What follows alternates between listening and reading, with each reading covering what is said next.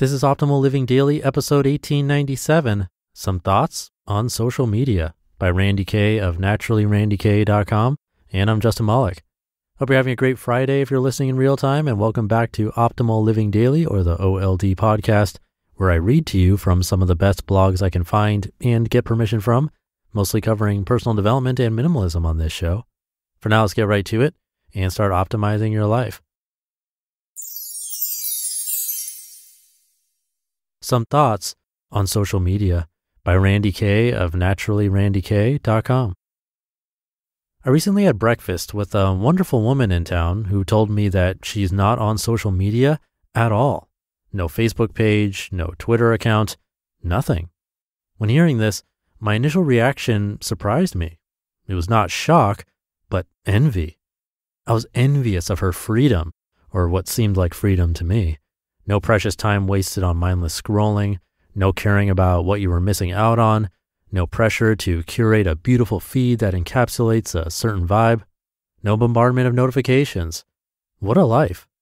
And it was with that reaction that it hit me. My relationship with social media was getting way out of whack. Now, I do love social media. I've always loved taking photos and capturing moments. Social media is a great outlet for those captured moments, a way to share them with the world. Before, they would just stay files on my hard drive or in boxes of photos. And I love connecting with people all over the world and staying connected. Social media has made it so easy to stay in contact with family, friends met while traveling or at conferences, and can be a great way to meet new people that you can later connect with in person. But like all things, it's easy for it to get out of balance. I've been thinking a lot lately about my relationship with social media and if it's still a healthy one. And with this post, I invite you to do the same. After my out of whack revelation, I started paying closer attention to my social media habits. My day started and ended by checking social media. I would regularly interrupt my daily tasks to check social media consciously and unconsciously. On the days I checked social media more, I found myself more anxious and my brain felt cluttered. I felt like my time on social media was overstressing my mind and therefore my body. We can only handle so much stimulation in a day, and if I was checking social media on my downtimes, where was the space of restoration to let my body and mind rest? I also felt this unspoken obligation to share everything I did, be it worth sharing or not. It's like I started writing a journal entry and didn't want to leave out any of the details. And even though I do try to be intentional about my posts, the features on social media change to keep hooking you in. The algorithms change, so you have to be more strategic if you want more views and likes and blah, blah, blah. And this past week, I just felt tired, like I didn't have the energy to post anything worthwhile. And with Instagram's new Snap Stories, I found myself feeling tired by just opening up Instagram. It's just become too much. Too much. Anyone else feeling this way? I honestly hope that people are. Social media has been out of balance in people's lives for a while now, but I hope it's getting to a point where people are starting to notice how it is negatively affecting the way we function, that it's stressing us out more than providing some fun entertainment, that it's keeping us from enjoying the present moment more than the fun of sharing that moment with the world. I'm starting to believe that we weren't built to be this connected and have so many people to be aware of, to know that much about your life and to have you know this much about mine. Because I'm starting to feel the effects of superficial over-connectiveness in my body, in the way that I function, and I notice it with my clients and other people too. We don't know how to fully relax. We have shorter attention spans. There's been a huge increase in social anxiety, ironically. We get addicted to likes and being in the know, and we have body pain from sitting at a screen or looking down at a mobile device. I know a lot of people go on social media sabbaticals. They schedule them into their lives, or they are constantly switching from being on it and not being on it. I personally don't want to stop being on social media. It can be a lot of fun. I enjoy composing entries to go with photos from my life on Instagram. I like sharing dorky things on Snapchat. I like seeing what the people in my life are up to. I don't think it's bad or evil, but I do think it's something we all need to keep in check. Start noticing your own habits and the role it has in your life. Notice how it affects your body. Does it take up too much time in your day? Who do you follow? And are their posts lifting you up? or are they filling your brain with garbage? Is their lifestyle inspiring you or making you feel inadequate? Are you focusing too much on what is happening with the rest of the world instead of with those that are actually around you?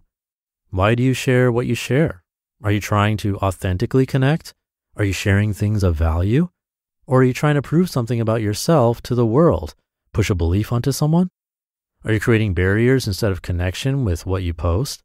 Are you satisfied with one or two social media outlets, or are you trying to be everywhere all of the time? I know this seems like it's turning into a not so fun version of 20 questions, but asking yourself all of these questions can be very valuable. So here are some more.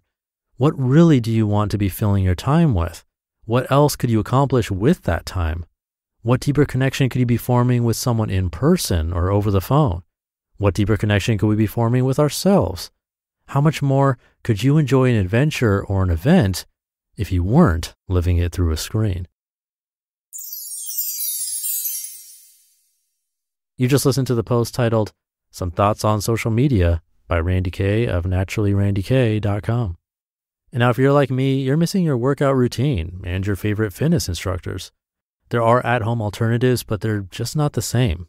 I've been looking for an experience that makes me feel like I'm back in class, moving with my favorite instructors to heart-pounding playlists. That's what led me to the SoulCycle at-home bike. You're basically converting your home into a SoulCycle studio with the SoulCycle at-home bike. It comes with a 21-inch touchscreen, and you get unlimited access to live and on-demand SoulCycle classes on your schedule. Perfect for you as a listener. You can work out right from your home, and they even have classes like headstrong meditations and yoga, which are really cool. You can get your SoulCycle at-home bike in just 1 to 3 weeks, and they have financing options available to make attaining goals achievable. Get your SoulCycle at-home bike today by visiting mysoulcyclebike.com/old and use promo code OLD to get a free pair of at-home select cycling shoes with your purchase. That's mysoulcyclebike.com/OLD, promo code OLD, to get a free pair of cycling shoes with the purchase of your SoulCycle at-home bike. mysoulcyclebike.com/old, promo code OLD. And thank you to Randi Kay. Come by naturallyrandikay.com for a lot more. She has a simple self-care masterclass, a podcast, mentoring, and more. And great questions in this article, fair ones to consider today. I have my purpose for social media, mostly keeping up with the podcast industry and checking out conversations in minimalism and personal development groups, chiming in where I can if something I've talked about here comes up as a question over there. But other than that, I'm not using it much at all. Because like her, I found a lot of it to be overkill or negative. There's a lot of negative stuff going on social media. And when that's the case, I'll generally quietly unfollow or take some time away, or both. Like she said, there's so many other things we could be doing with that time, and we often lose sight of the true reason of why we really want to be there, hopefully, which is human connection, as opposed to lower feelings of self-worth or butting heads with other people. So something to think about today and this weekend. Hope your weekend is off to a great start. If you're listening in real time, thank you for being here and listening to me and for subscribing to the show. I'll be back tomorrow reading to you where your optimal life awaits.